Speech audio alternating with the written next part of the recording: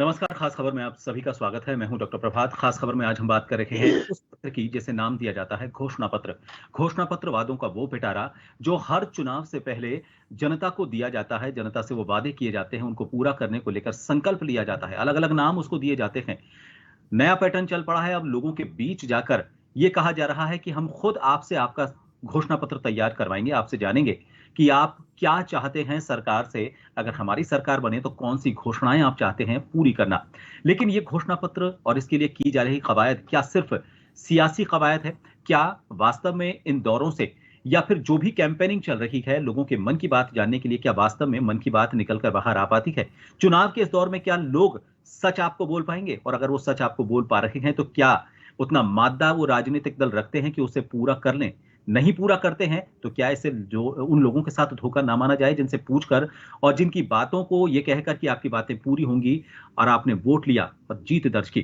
खैर, घोषणा पत्र को लेकर आज हम इन्हीं अलग-अलग पहलुओं को लेकर बात करने की कोशिश करेंगे। कितनी कवायद सही है और इस कवायद में क्या कोई गुंजाइश है? इसे पूरा करने के लिए जो राजनीतिक दलों की तरफ से किया जा रहा है, जनता उसे किस तरीके से ले? बात करने के लिए हमारे साथ इस वक्त जो पैनल जुड़ा हुआ है, सबसे पहले उन सभी से आपका परिचय करवा देते हैं। हमारे साथ भाजपा से नवनीत राजपुरोहित जी इस चर्चा में जुड़े हुए हैं। कांग्रेस से अनूप ठाकुर जी हमारे साथ इस चर्चा का हिस्सा हैं। वरिष्ठ पत्रकार श्याम सुंदर शर्मा जी हमारे साथ इस चर्चा में जुड़े हुए हैं।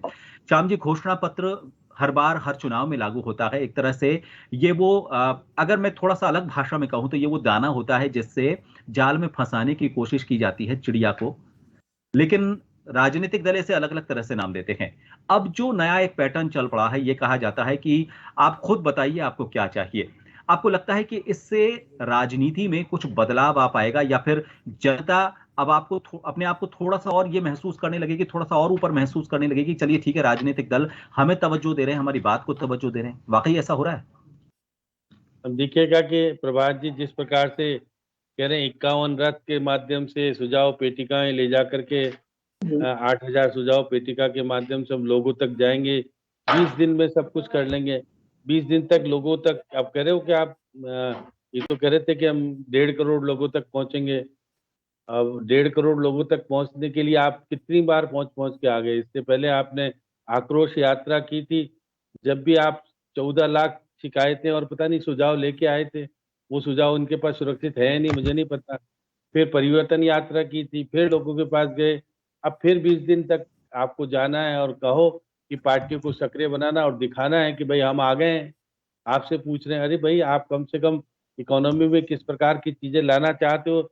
अब फिर ये घोषणा पत्र जब जारी होगा तो लोगों को पता ही नहीं पड़ेगा घोषणा पत्र में आया क्या? ये लास्ट में जब जब आप जब जब नॉमिनेशन हो जाएगा उसके बाद कहेंगे कि घोषणा पत्र तैयार और घोषणा कोई न कोई नेता आकर के उसको लोकार्पित कर देगा कि भई बन गया। लेकिन उस घोषणा पत्र का बाद में जैसे भी कांग्रेस भी अभी तो अंदर ही कमरों में ही बैठक कर रही है तो क्योंकि विधानसभा अध्यक्ष जी उसके चेयरपर्सन है और वो क्या पता क्या कर रहे हैं उनका पता नहीं और मुख्यमंत्री जी 2030 विजन ला रहे हैं तो आज देखिए जेपी नड्डा कह रहे थे कि 2030 के बीच में 2023 भी आएगा 2024 भी आएगा तो मुख्यमंत्री जी आप 2030 में क्या करने वाले हो पहले भी यही बता दो तो ये सब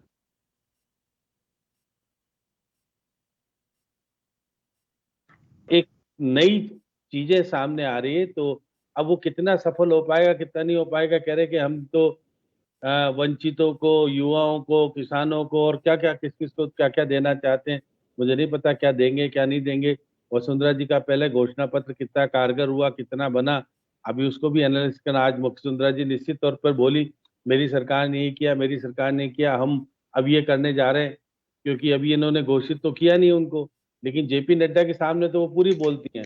लेकिन जब प्रधानमंत्री जी आते हैं तो उनको बोलने नहीं दिया जाता, चुप होके बिठा दिया जाता है। तो जेपी नड्डा जी के सामने रही, हम नहीं बोल पा रही, क्या वो जो कह रही है वो घोषणा पत्र में शामिल करेंगे? देखिए बहुत सारी चीजें ऐसी है कि आप लोगों के पास जाओगे और आप किससे क्या लेके आओगे जैसे कि अब आपने कहा कि कितने लोगों तक पहुंच पाओगे कैसे नहीं करोगे कौन लिख के देगा क्या होगा किस तरह का विजन आएगा अब ये कि आपको पहले शुरू करना चाहिए था अब नजदीक आने अब चुनाव नजदीक है किसी दिन आचार संहिता लग जाएगी उस वक्त आप कहोगे कि हमने तो लोगों से घूम लिया और 1.5 करोड़ लोगों तक पहुंच जाओगे पहले कितने करोड़ तक पहुंचे थे मुझे नहीं पता ये बार बार लोगों तक जाने की बात क्यों कर रहे हो क्योंकि आपको विश्वास नहीं है कि हम एक जगह बैठ करके अगर कोई काम करेंगे तो हमको मुझे इसलिए कार्यकर्ताओं को भी सक्रिय रखो, नेताओं को भी सक्रिय रखो कि तुम देखिए रहो फील्ड में और जाकर के कमल के निशान पे वोट डालो। और ये हाथ तो अभी तक सक्रिय हो नहीं पा रहा, पता नहीं क्यों। सरकारी तौर पे तो मुख्यमंत्री जी पूरे सक्रिय रहे, चारों तरफ देखा आपने, क्या कुछ ना कुछ, कभी क्या किया, कभी क्या किया, कभी कुछ किया। और कल ये 2030 का विजन ला करके सामने देना चाहते हैं, और ये तो कह रहे हैं कि हमने तो 90% से ज्यादा घोषणा पत्र जो हमने लाए थे, जन घोषणा पत्र, उसको पूर्ति कर दी। लेकिन आपने केवल ये कहा योजना के अंदर दिया और उसके बाद योजना पूरी। लेकिन घोषणा पत्र पूरी तरह से धरातल पे आया या नहीं आया मुझे नहीं पता। अभी तो कांग्रेस प्रवक्ता बताएंगे कि हम योजनाएं तो आई लेकिन धरातल पे नहीं। अब जैसे 2022 की घोषणा आज आप करने जा रहे हो, कह रहे हो कि हम कह रहे मोबाइल देंगे, 42 लाख को भी नहीं बांट पाए पूरे। अब 1 करोड़ कितने को कब बांटोगे? हम तो गारंटी दे रहे हैं आपको। ये सब चीजें प्रभात जी, जिस प्रकार की बातें होती है और जो नहीं हो पाती है, और केवल लुभाने के लिए, बात करने के लिए लोगों के पास होता होगा। क्योंकि देखिएगा, वो तो केंद्र की राजनीति, केंद्र पे कह रहे हैं कि पर मोदी जी है तो सब कुछ है। राजस्थान में कौन मोदी बनेगा? राजस्थान में किसको आप चेहरा प्रकट करोगे? नहीं है आपके पास। इसलिए मोदी जी के नाम पे देश में चुनाव जीत सकते हो, क्योंकि राजस्थान ने 2018 में चुनाव जिताया नहीं आपको। यही मोदी जी थे, यही अमित शाह थे। इसलिए आपको राजस्थान का चेहरा डिक्लेयर करो, नहीं तो कर्नाटक में क्या हुआ और हिमाचल में क्या हुआ और बाकी जगह क्या हुआ। इसलिए नवनीत जी अभी भी इस पे आ जाए तो अब वसुंधरा जी को कर दो, कुछ नहीं तो किसी को तो करो कि हाँ ये चेहरा रहे। उनकी बात हुई होगी, नवनीत जी को भी बुलाया गया होगा इन कार्यक्रमों में, और जब उनको बुलाया जाता है तो जाहिर तौर पर इनके सामने सारी बातें भी होती हैं। नवनीत जी, सुझाव आपके, संकल्प हमारा, संकल्प अगर पूरा ना हो, देखिए कोशिश ये पूरी की जाती है कि जितने भी वादे हैं उनमें से ज्यादा वादों को पूरा किया जाए, क्योंकि 5 साल का वक्त होता है। ये भी नहीं कहा जा सकता कि 5 साल का वक्त कम होता है। कई बार ये भी होता है कि 5 साल के वक्त में चीजें पूरी नहीं हो पाती और फिर ये कहा जाता है कि एक और 5 साल का मौका दीजिए। लेकिन इसे पूरा करने को लेकर एक रूपरेखा भी होनी चाहिए कि आप इन्हें किस स्टेप में पूरा करेंगे, किस तरह से इनको पूरा किया जाएगा। और दूसरी बात, जब भी कोई घोषणा की जाती है तो उसके लिए बार बार जब विपक्ष का सवाल आता है तो ये पूछा जाता है कि आप ये तो बताइए कि इसके लिए बजट का प्रावधान क्या रहेगा, पैसा कहां से आएगा, कैसे जाएगा, रेवेन्यू जनरेशन क्या रहेगा, खर्चे कैसे होंगे। ये जब खुद पर बात आती है तब इस तरह का कोई परफॉर्मा तैयार नहीं किया जाता। लेकिन क्या आपको लगता है कि जब भी कोई घोषणा की जाए तो उसके साथ पूरा बजट को लेकर भी बात रखी जानी चाहिए कि 8,000 करोड़, 7,000 करोड़, घोषणाएं कितने भी जीरो के, कितने भी अंकों की रख लो, लेकिन उसके साथ एक उसका तरीका भी होना चाहिए कि कैसे आप इन्हें पूरा करेंगे। प्रभात कुमार जी, पहले तो श्याम सुंदर जी ने अभी जो कुछ बातें कही उसमें मुझे ये समझ नहीं आता कि भारतीय जनता पार्टी से इतनी क्या ठेस है कि उन्होंने इस प्रकार के वो शब्द बोलते हैं। वो वैसे तो एक तरीके से विश्लेषक के रूप में डिबेट में शामिल होते हैं, लेकिन जैसे उन्होंने श्याम सुंदर जी ने अभी ये कहा कि भाई ये पहले उसके जन आक्रोश के माध्यम से जनता तक गए, फिर ये उसके बाद परिवर्तन यात्रा के माध्यम से जनता तक गए। तो मुझे श्याम सुंदर जी भी बताएं और सभी दर्शक भी जानते होंगे, क्या पॉपुलर डेमोक्रेसी या राजनीति या जो कोई भी राजनीतिक पार्टी का क्या ये ध्येय नहीं होना चाहिए कि वो जनता से जुड़े? क्या उनका ध्येय नहीं होना चाहिए कि वो जनता के बीच में जाए? क्या किसी एक सेंट्रल ऑफिस से पूरा राजस्थान की राजनीति चलनी चाहिए? क्या इस प्रणाली के समर्थक हैं हम? तो मुझे समझ नहीं आ रहा कि भारतीय जनता पार्टी की जो ये प्रणाली है जिसमें हम जन जन तक जुड़ के, और हमारा, इसलिए हम हमेशा कहते हैं कि ये चुनाव भारतीय जनता पार्टी का चुनाव नहीं है, ये चुनाव संपूर्ण प्रदेश की जनता का चुनाव है। जो भारतीय जनता पार्टी के कार्यक्रम हैं, जो हमारे एजेंडे में चीजें हैं, उसमें सारी जन भागीदारी है, इसीलिए हम जाते हैं। और दूसरा, कांग्रेस नहीं कर सकती चाह के भी, क्योंकि मैं हमेशा कहता हूं संगठन नाम की चीज अगर किसी पार्टी में पूरे देश में आ जाए तो वो सिर्फ भाजपा में है। हमने वो संगठन निर्माण किया है कि हमारा कार्यकर्ता वो शक्ति केंद्र और पन्ना प्रमुख के लेवल तक बैठा है, तो वो हमारी योजना और कार्यक्रमों को धरातल पे पहुंचाता है। कोई और पार्टी ये संभवतः कर भी नहीं सकती। अशोक गहलोत जी की मजबूरी है कि उनको सेंट्रल ऑफिस से सब अकेले गवर्न करना पड़ रहा है, क्योंकि उनका कार्यकर्ता नहीं है ग्राउंड लेवल तक। ये हो गई एक बात। दूसरा, आपने भी बात पूछा घोषणा पत्र और संकल्प पत्र के संबंध में, तो मैं आपको ये भी बता दूं और दर्शकों को भी जानना चाहिए कि आज जेपी नड्डा जी, माननीय राष्ट्रीय अध्यक्ष जी आए, उन्होंने एक बहुत अहम बात कही। उन्होंने कहा कि नरेंद्र मोदी जी के 2014 में इस देश में आने के बाद से क्या बदला है राजनीति में। सबसे इंपॉर्टेंट चीज जो राजनीति में बदली है वो है विश्वास। वो है लोगों में विश्वास पैदा हुआ है कि कोई राजनेता अगर कोई बात कहता है तो वो धरातल पे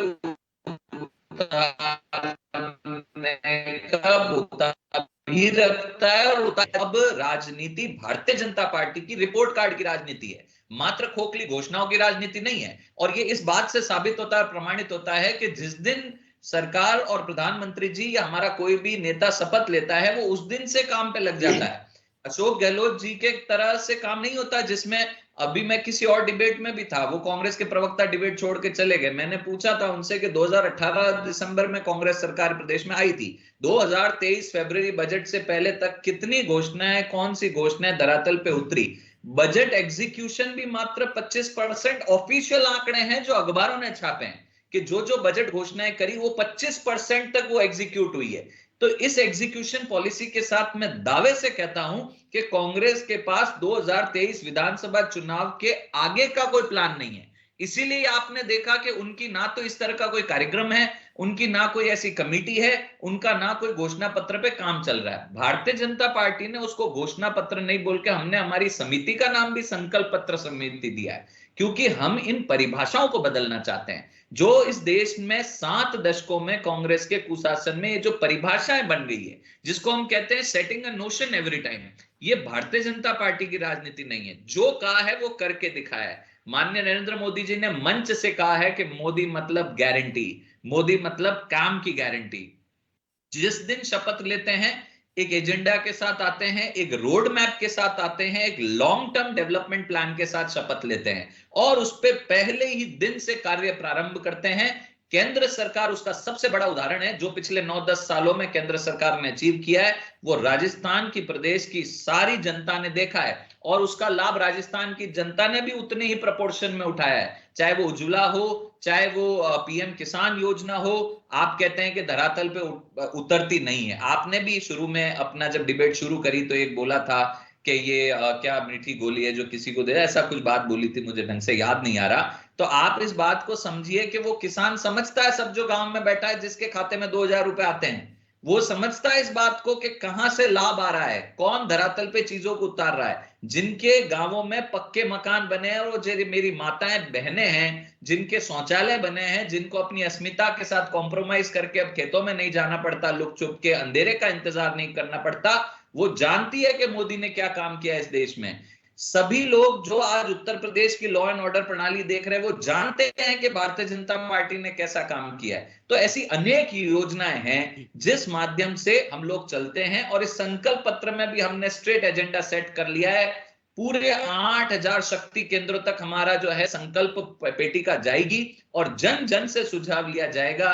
प्रभात जी, आपको भी इनवाइट करता हूं कि मीडिया के कुछ अच्छे सुझाव आप संजोएं और हमारी पेटिका और हमारा रथ आपके पास भी आएगा, उसमें आप सुझाव दें और उसको हम लागू करेंगे 5 साल, जो आने वाले 5 साल।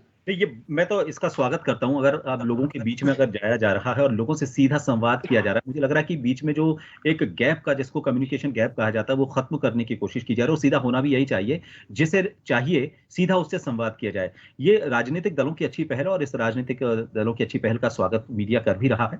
लेकिन हम ये भी कोशिश करें कि अगर इसमें कहीं कोई लैकुना अगर बचा हुआ है, उस लैकुना को भी दूर किया जाए, क्योंकि अगर वो लैकुना है तो हो सकता है कि जिस मकसद के साथ राजनीतिक दल लोगों के बीच में जा रहे हैं वो मकसद वो पूरा नहीं कर पाए, जिसका उनको पता नहीं है कि उसकी खामी क्या है। तो मीडिया में जो भी चर्चाएं होती हैं या जो भी हम डिबेट करते हैं, उसका कारण ये होता है कि उन लैकुनास को हम ढूंढ कर निकालने की कोशिश करें। खैर, मैं कांग्रेस के पास आना चाहूंगा। अनूप जी, आपने सुना पूरा बीजेपी का क्या कहना है, उनका संकल्प पत्र का लेकर जो विजन है वो उन्होंने सामने रखा।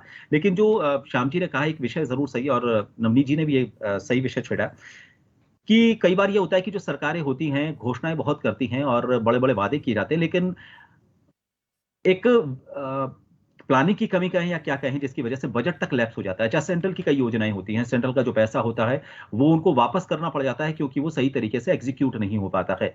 वो पैसा एग्जीक्यूट नहीं हो पा रहा है, प्रावधान उसका रखा गया है, तो माना जाए कि घोषणाएं तो की गई लेकिन उनका एग्जीक्यूशन सही तरीके से नहीं किया गया।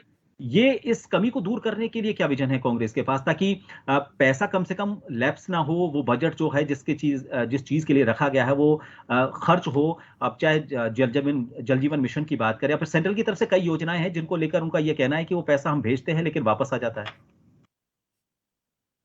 मैं आपको बताना चाहता हूं प्रभात जी, मूल बात चुनावी घोषणा पत्र की है। चुनावी घोषणा पत्र में हम चर्चा कर रहे हैं। भारतीय जनता पार्टी चुनावी घोषणा पत्र में मेरे साथी चर्चा कर रहे थे, पूरे राजस्थान में इनके शब्द अच्छे होते हैं, इसमें कोई संदेह वाली बात नहीं है। उसको नाम संकल्प पत्र देंगे, पूरे राजस्थान में घूमेंगे, सारी चीजें बटोरेंगे, लेकिन उस पे इम्प्लीमेंट कैसे होगा, वो सारे सुझाव को एकत्रित करके ये किस तरीके से अपना चुनावी घोषणा पत्र तैयार करेंगे, उसकी कार्य योजना क्या रहेगी, जितने करोड़ों लोगों के पास ये पहुंचने की बात कर रहे हैं, इतने से समय में पहुंच पाएंगे या नहीं पहुंच पाएंगे। 2013 में भी वसुंधरा जी ने यात्राएं की थी, उन्होंने 2013 में भी, प्रभात जी बात सुनिएगा, 2013 में भी पूरे प्रदेश में यात्राएं की, उस समय भी उन्होंने घोषणा पत्र तैयार किया, और उस घोषणा पत्र को कितना अमली जामा वो पहना पाई, इसका प्रमाण 2018 में प्रदेश की जनता ने दे दिया, उनको नकार दिया, उनको घर भेज दिया। तो और वही तुलनात्मक आकलन अगर हम करते हैं कांग्रेस से, तो हमने चुनावी घोषणा पत्र जो जारी किया, उसके अलावा भी हमने तो वो इतनी सारी योजनाएं इम्प्लीमेंट कर दी कि देश के प्रधानमंत्री को भी उन योजनाओं पे ये कहना पड़ रहा है कि हम उन योजनाओं को चालू करेंगे। और मुझे लगता है कि उन योजनाओं से माननीय प्रधानमंत्री जी प्रेरणा उन्होंने ली है, और देश में मुझे लगता है कि उन योजनाओं को क्रियान्वित करेंगे। सिलेंडर जो महिलाओं को महंगा मिल रहा है पूरे देश में, हो सकता है 500 रुपए का हो जाए। कई सारी चीजों पे हम काम कर रहे हैं। और प्रधानमंत्री जी ने जब देश में काबिज होने की बात थी, सत्ता की बात थी, 2014 पे चर्चा चल रही थी, तो महंगाई एक बड़ा अहम मुद्दा था जो देश की जनता से जुड़ा हुआ मामला है। महंगाई से छोटे से लेके बड़ा व्यक्ति प्रभावित होता है, लेकिन महंगाई पर अंकुश लगाने के लिए इन 9 वर्षों में 2014 से लेके और वर्तमान तक कोई प्रभावी कार्रवाई नहीं हुई। महंगाई की आपने बात की, बिजली को लेकर मैं बात करता हूँ। महंगाई को लेकर आपने बात कही है जी, बात सुनते जाइए, बात सुनते जाइए। गलत बात छेड़ ली ठाकुर जी ने, गलत बात छेड़ ली। प्रभात जी पूछिए, इनसे आपके मन में जो सवाल है पूछिए। आपके बीच में मैं बोला नहीं था नवनीत जी, आप सुनते जाइए। ये पूरा देश का बेरोजगार, मैं नहीं बोल रहा, प्रभात जी बोल रहे, आप भी बोल रहे हो। प्रभात जी 2 मिनट मेरी बात सुनिए। ये पूरा देश मोदी जी की जब वो गारंटी कर रहे थे सांवलिया सेठ मंदिर चित्तौड़ में, तब पूरा देश का बेरोजगार उनकी तरफ आंखें गड़ा के देख रहा था कि ये वही मोदी जी हैं जिन्होंने कहा था कि देश के युवाओं 2 करोड़ बेरोजगारों को रोजगार मिलेगा। लेकिन केंद्र सरकार के आंकड़े इसके विपरीत बात करते हैं। तो क्यों ना आप 2022 तक किसानों की आय दुगनी हो जाएगी। 700 किसानों ने जान गंवाई, तो कैसे विश्वास मोदी जी की बात पे करें। अभी श्याम सुंदर जी को उन्होंने बड़े प्यार से कह दिया, उन पे आरोप लगा दिया, लेकिन श्याम सुंदर जी ने कांग्रेस को भी लपेटा। उन्होंने क्या गलत कहा? जब इन सारी बातों को लेके मोदी जी गारंटी कर रहे, कैसे भरोसा करें? क्या काला धन वापस आया? क्या किसी की जेब में 15 लाख रुपए घुस गए? नहीं आए। ब्याज समेत वापस कब तक लौटाएंगे ये प्रधानमंत्री जी बताएंगे। क्योंकि चेहरा वसुंधरा जी का ये इसलिए नहीं दे पा रहे राजस्थान में कि 2013 से 2018 तक विषय घोषणा पत्र से जुड़ा है। फैसला ये उनकी विषय नहीं, विषय घोषणा पत्र से जुड़ा है। 2013 से और 18 में वसुंधरा जी ने जो घोषणाएं की, उनपे किसी पे वो अमली जामा नहीं पहना पाई। राजस्थान के अंदर खान घोटाले हुए, बड़े बड़े घोटाले हुए, उनपे किसी तरह की कोई कार्रवाई भारतीय जनता पार्टी नहीं कर पाई। अब ये वसुंधरा जी का चेहरा पीछे कर मोदी का चेहरा आगे लाना चाहते हैं, लेकिन मोदी जी के चेहरे पर प्रदेश क्या पूरे देश की जनता विश्वास नहीं कर रही है प्रभात जी। और मैं कहना चाहता हूं, क्या विदेशों से काला धन आना वापस तो दूर की बात हो गई, जब गरीबों को देने की बात आती है तो इनको लगता है ये रेवड़ी है। और जब इनके लोग लेकर चले जाते हैं, चाहे नीरव मोदी हो, ललित हो, विजय मल्ल्या हो, उनके पैसे माफ कर दिए जाए, इनको तकलीफ नहीं होती। लेकिन राष्ट्रीयकृत बैंकों से किसानों का ऋण माफ करने के राज्य सरकार अगर निवेदन करे तो उस मामले पर तकलीफ होती है। समय कम है, समय कम है। 3500 करोड़ रुपया इस देश की जनता के खातों से न्यूनतम बैलेंस के नाम पर, समय कम है, और एसएमएस के नाम पर निकाल दिया गया। समय कम बचा है, जवाब कौन देगा? समय कम बचा है। श्याम जी से एक आखिरी सवाल लेना चाहता हूँ। श्याम जी, लोगों के बीच में जाते हैं, लोग अपनी बात कहते भी हैं। दो छोटे छोटे सवाल है, समय कम है इसलिए कम समय में आपसे जवाब चाहूंगा। एक तो ये पिछली सरकार पर एक ये डाल दिया जाता है कि उन्होंने इतनी घोषणाएं कर दी और इतने वादे कर दिए और इतना बजट उन्होंने खर्च कर दिया कि हमें घाटे में देकर गए हैं। आपने ध्यान होगा, जब भी कोई सरकार आती है तो ये पिछली सरकारों पर ये कायद कह दिया जाता है कि उन्होंने घोषणा पत्र के वादे तो दूर, लेकिन इस तरह से अंधाधुंध खर्चा किया है लास्ट के टाइम में कि हमको घाटे में पूरा बजट देकर गए हैं। एक तो ये सवाल। दूसरा, लोगों के बीच में जब हम जाते हैं, सवाल करते हैं, उनसे पूछते हैं कि उनकी मांग क्या है। अगर वो मांग पूरी नहीं होती है तो उनके पास एक वोट की ताकत होती है। ये सुझाव सिर्फ चुनावी टाइम में लेकर उनको एक तरह से हिप्नोटाइज करने की कोशिश की जाती है ताकि वो कुछ दिनों तक उनसे सवाल पूछा गया है उसका असर, उस माहौल का असर रहे और वोटों में वो तब्दील हो। ये सिस्टम सुधरे कैसे ताकि साल भर उनको ये लगे कि उनसे बात की जा रही है, उनसे संवाद किए जा रहे हैं और उन तक लोग पहुंच पा रहे हैं और वास्तव में जो उनसे पूछा गया है वो सिर्फ एक घोषणा पत्र का हिस्सा नहीं हो सकता है कि वो जब भी कोई बजट घोषणाएं हो, हर साल बजट घोषणाएं होती है तो उसमें उनको पूरा किया जाए। देखिए प्रभात जी, ये बात सही है कि चुनाव जीतने के लिए जिस प्रकार से घोषणाएं करके बजट पे प्रभावित होता है, बजट क्योंकि पैसा आपके पास है नहीं, चुनाव जीतना है, वापस सरकार लानी, तो आप बजट पे कहते हो, खर्च कर देते हो।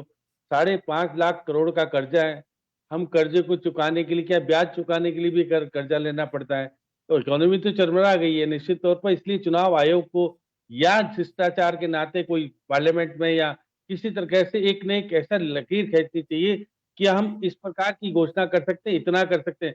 आप अपना कम से कम ये तो बताओ है क्या आपके पास? आप देने की, लुटाने के लिए तो तैयार रहते हो, लेकिन आप लाओगे कहाँ से? सब कुछ होगा तो ये कर्जदार जो बना देते हो प्रदेश को, निश्चित तौर पे लोगों को फ्री नहीं चाहिए। आप एक महंगाई पे कंट्रोल कर दो, सारी चीजें कर दो तो ठीक ठाक होगा। आप तो केवल हमसे ये भी ले लो, हमसे वो भी ले लो और वोट दे दो हमको। अब देखिएगा केंद्र सरकार भी देखिएगा राज्य सरकार के अनुरूप कह रही है, हम भी गरीबों को बांट रहे हैं, उसको बांट रहे, सबको बांट रहे हो। आप भी, आपकी स्थिति भी वही है कि आपको भी सत्ता चाहिए और सत्ता चाहिए इसलिए कि 2024 का चुनाव जीतने के लिए 2023 का चुनाव अगर नहीं जीतेंगे मोदी जी तो दिक्कत आएगी। तो इसलिए दोनों ही पार्टियों ने जिस प्रकार से अभी कह रहे हैं, देखिएगा नवनीत जी, घोषणा पत्र की कमेटी तो कांग्रेस ने भी बना रखी है, ये विधानसभा के अध्यक्ष उसके अध्यक्ष हैं और निश्चित तौर पर चाहे बोले आपने भी, हमारी समिति का नाम संकल्प पत्र है श्याम सुंदर जी। कोई बात नहीं, उन्होंने भी जन घोषणा पत्र कर देते हैं, वो तो कोई बात नहीं, वो तो कोई ना कोई करके कुछ ना कुछ तो डॉक्यूमेंट्स लाके सामने रखोगे, लेकिन ये पूर्ति कैसे होगी? तो वसुंधरा जी ने 50,000 का ऋण देने की बात, 50,000 का लोन माफ करने का कोई घोषणा पत्र में की थी? क्या घोषणा कर दी थी कि हम चुनाव जीत जाएं?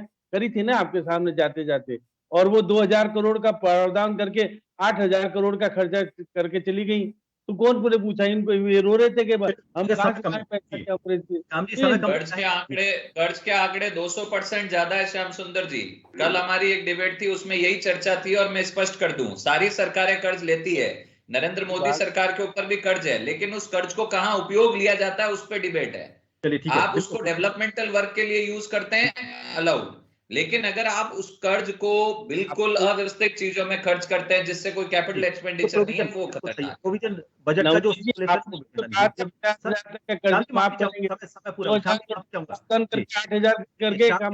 समय पूरा हो चुका है। श्याम जी माफी चाहूंगा, लेकिन ये बात सही है कि बजट का जो एलोकेशन है या फिर अगर मान लीजिए उसको किसी दूसरे मद में खर्च भी किया जा रहा है तो कम से कम उस नेचर का तो होना चाहिए। पर कुल मिलाकर बात यह है कि उसे चाहे लोगों के पास जा रहे हैं, बीच में जा रहे हैं, घोषणाएं भी की जा रही हैं, लेकिन घोषणा से पहले अगर उन्हें दिया जाता है तो उसे रेवड़ी का नाम दिया जाता है, उसे फ्रीबीज का नाम दिया जाता है। लोगों को घोषणाओं में रेवड़ियां या फ्रीबीज नहीं चाहिए, लोगों को माहौल चाहिए। लोग ये चाहते हैं कि वो खुद इस लायक हो जाएं कि खुद कमा सकें और 2 पैसे खर्च करने की जगह 4 पैसे खर्च करने की कुवत उनके जेब में आ जाए।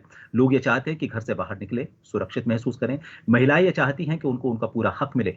घोषणाएं चाहे जितनी भी की जा रही हो, लोगों के बीच में जाया जा रहा हो, लेकिन उसका मकसद मेरे ख्याल से सिर्फ इतना होना चाहिए कि हर वर्ग जो चाहता है वो है माहौल, वो बाकी चीजें अपने आप कर लेगा। उसको अगर पैसा कमाना है, उसको बाकी चीजें जो भी सुविधाएं संपन्न अपने आप को करना है वो कर लेगा, लेकिन वो कम से कम वो माहौल उसके लिए वहां पर मौजूद हो जो सरकारें देने का वादा तो करती हैं लेकिन दे नहीं पाती है। खैर, बहुत बहुत शुक्रिया। घोषणा पत्र को लेकर काफी बात की जा सकती है। खास खबर में इतना ही। दीजिए इजाजत, नमस्कार।